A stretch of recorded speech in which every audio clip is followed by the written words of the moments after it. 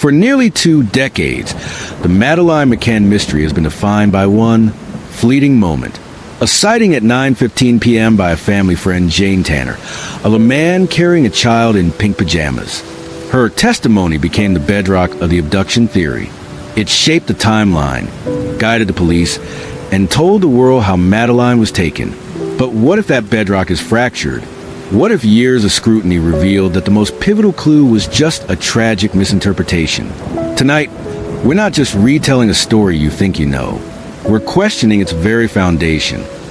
To understand the immense weight placed on Jane Tanner's testimony, we have to go back to the evening of May 3rd, 2007, in the quiet holiday resort Praia de Luz, Portugal. The McCann family, Kate and Jerry, were on vacation with their 3 young children and a group of friends. This group, who the world would come to know as the Tapas 7, were dining at the resort's Tapas restaurant, just 55 meters from the ground floor apartment where the McCann children slept. They had a system for the evening. The parents took turns leaving the dinner table to walk back to the apartment and make sure their children were safe. Jerry McCann did a check around 9:05 p.m. and saw all 3 of his children sleeping soundly. He then left the apartment, stopping for a quick chat with another holidaymaker on the street before returning to his friends. It's in the moments right after this check that the cornerstone of the entire abduction story was laid. Jane Tanner, another member of the dinner party, left the restaurant to check on her own kids. As she walked up the dimly lit street, she saw something that would change the course of the investigation forever. Coming from the direction of the McCann's apartment, she saw a man walking quickly across the top of the road, carrying a small child. Tanner later described the child as being about 3 or 4 years old, barefoot, and wearing what looked like light-colored or pink pajamas. She later noted that the way he was carrying the child struck her as odd, not nestled against his shoulder like a parent, but held awkwardly and horizontally across his arms. This all happened around 9:15 p.m. When Kate McCann discovered her daughter was missing at 10 p.m., a frantic search began, and Tanner's account was immediately seized upon. It was the only thing that pointed to an abduction. It gave investigators what they desperately needed, a time frame. The theory was simple and chilling.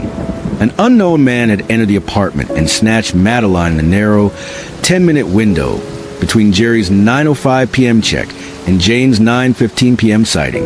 This single observation became the official story. It wasn't just a clue, it was a clue. It drove the early direction of the Portuguese police investigation and was the basis of the first sketch of a suspect released to a global media frenzy. For years, the world believed Madeleine McCann was abducted at 9:15 p.m. by the man Jane Tanner saw. The search was for him. The timeline was built around him. He was the ghost at the heart of the mystery. The entire weight of the case rested on the reliability of this one sighting. It was the story's cornerstone. But as we know, even the smallest crack can compromise a foundation. And in the years that followed, the cracks in Jane Tanner's story would begin to show. The first major crack in the story comes from a baffling contradiction. At the very moment Jane Tanner said she saw this mysterious man, Jerry McCann was standing on that same narrow street, talking with an acquaintance. Tanner even reported seeing them as she passed. And yet, neither Jerry McCann nor the other man, Jez Wilkins, remembered seeing her at all. They were questioned extensively, and both were adamant. They remembered their conversation, but they had no memory of Jane Tanner walking past them just meters away. This wasn't just a minor inconsistency. It was a fundamental problem. For Tanner's sighting to be real, she had to be there. But for 2 other key witnesses, she simply wasn't. Supporters argued it was a simple human oversight, but critics and the Portuguese investigators saw it as a major red flag. It suggested one of the accounts was wrong. And if Tanner wasn't where she said she was, the entire 9:15 abduction timeline would collapse. This crack gets wider when you scrutinize the sighting itself. Eyewitness testimony can be powerful, but it's also notoriously unreliable. Human memory isn't a video recorder. It's a reconstructive process, easily distorted by stress, distance, and poor lighting. Let's apply that here. It was around 9:15 p.m. on a dimly lit street. The man was across the road, walking away from her. She only saw him for a few seconds. Under these conditions, how reliable could her details really be? She described the child's pajamas, a specific detail that lent her story credibility. But how clearly could she have seen a pattern on clothing, from a distance, in the dark, in a fleeting glimpse? This doesn't mean she was lying, but it does acknowledge the well-documented phenomenon of reconstructive memory. Was her description of pink pajamas a genuine memory, or was it a detail her brain filled in later, after she knew that Madeleine, the missing girl, had been wearing pink pajamas? The initial report was simply of a man carrying a child. The details seem to get more specific over time, a pattern that often raises concerns from memory experts. As the investigation went on, another sighting from that night started to gain traction, one that painted a very different picture. This was the account of the Smith family, Irish holiday makers who had no connection to McCann party. Around 10 p.m., a full 45 minutes after Tanner's sighting, Martin Smith and his family were walking home when they saw a man on a different street, about 500 yards from the McCann's apartment. This man was also carrying a child. The Smiths described him as being in his mid-30s and carrying a girl about 3 or 4 who was pale, blonde, and wearing light-colored pajamas. The encounter was so odd that one of the Smiths commented on it, but the man just looked away and kept walking toward the beach. The Smith sighting was compelling for a few reasons. First, it was made by multiple witnesses, an entire family corroborating the details. Second, they were neutral parties with no connection to the case. And third, the timing was critical. At 10 p.m., Kate McCann had just raised the alarm. If the Smiths saw Madeleine and her abductor, it meant the kidnapping happened much later than 9:15 p.m. Criminal profiler Pat Brown noted their independence made their account more credible. This wasn't a minor adjustment. It was a fundamental challenge to the established timeline. If the Smiths saw the abductor at 10 p.m., then the Tanner sighting was at best irrelevant. The doubts that had been piling up for years finally led to a bombshell from Scotland Yard in 2013. Operation Grange, the Met's review of the case, had been re-examining every piece of evidence, and they had come to a stunning conclusion. They announced they had identified the man Jane Tanner saw. He wasn't an abductor. He was an innocent British doctor on holiday, returning to his apartment after picking up his own young daughter from the resort's night creche. His daughter, it turned out, wore pajamas that could easily have been mistaken for pink in the dark from a distance.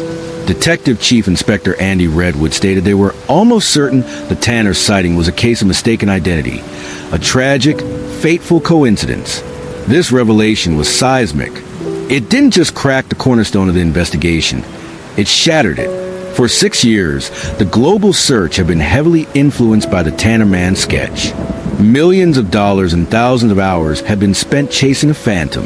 The face plastered across the world's media was not a kidnapper, but an innocent tourist.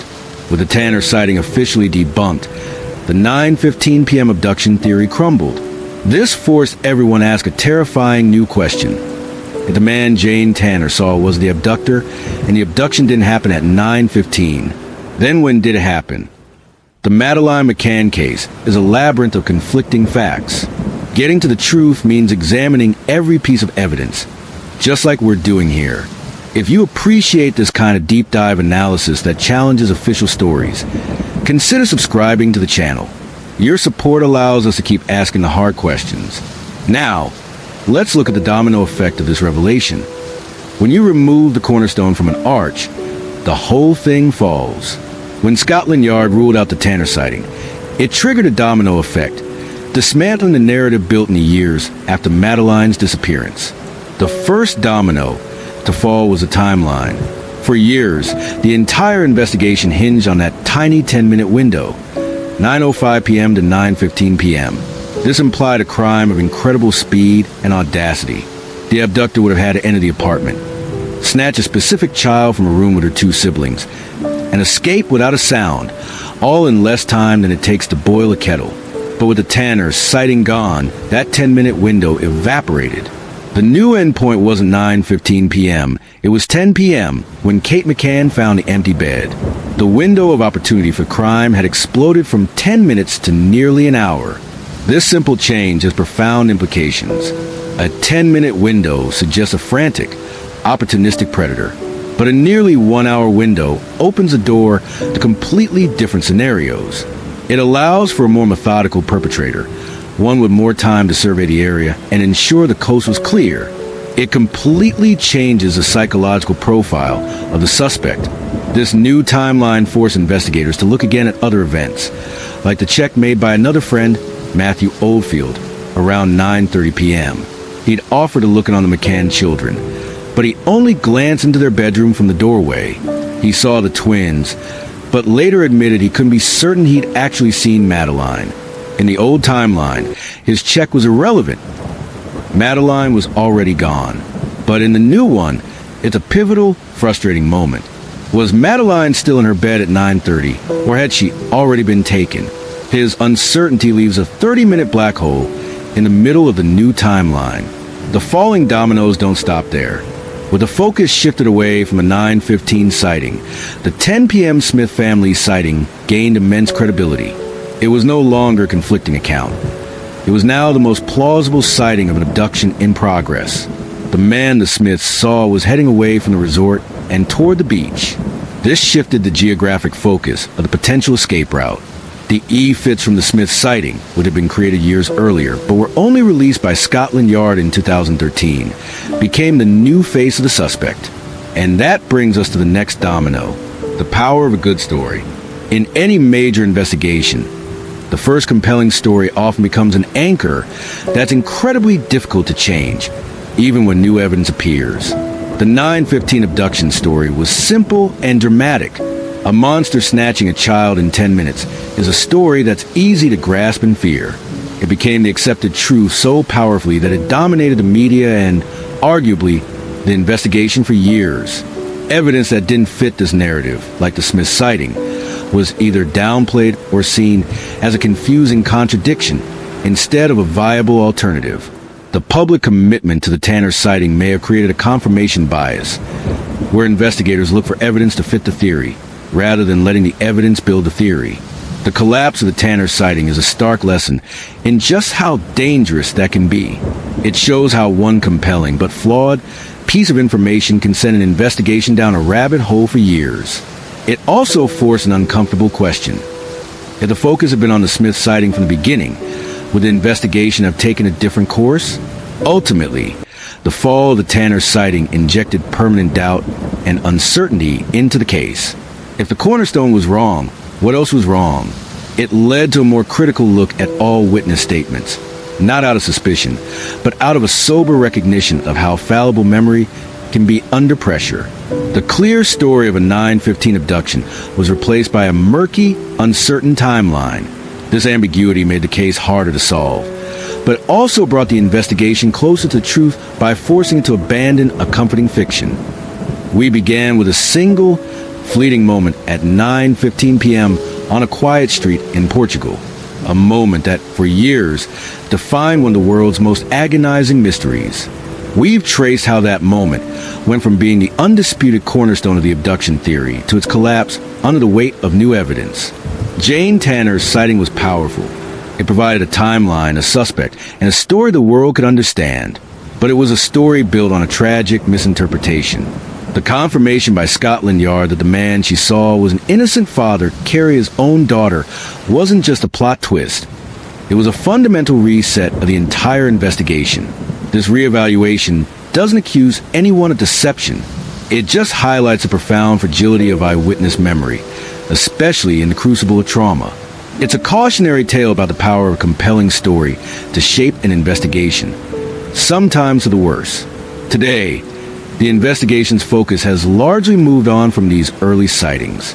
It now centers on a primary suspect, Christian Bruckner, a convicted sex offender who was in the Praia de Luz area at the time. The evidence against him is built not on fleeting glimpses, but on cell phone data and other intelligence work. But understanding the rise and fall of the Tanner sighting is still essential. It doesn't solve the crime, but it clarifies the puzzle. It explains why the early investigation took the path it did, and why, for so long, the world was looking in the wrong direction at the wrong time. It forces us to discard the story we thought we knew and look at the cold, hard facts that remain. We are left not with a simple answer, but with a more accurate question. If the 9/15 sighting wasn't what it seemed, the biggest question isn't just who took Madeleine McCann, but when was she taken? And in that dark, uncertain hour, the true story of her disappearance is still waiting to be told. The search for answers in this case is far from over. If you value in-depth analysis that questions the official narrative, please subscribe to the channel for more. We want to hear from you. What detail in the Madeleine McCann case do you find the most perplexing? Let us know your thoughts in the comments below.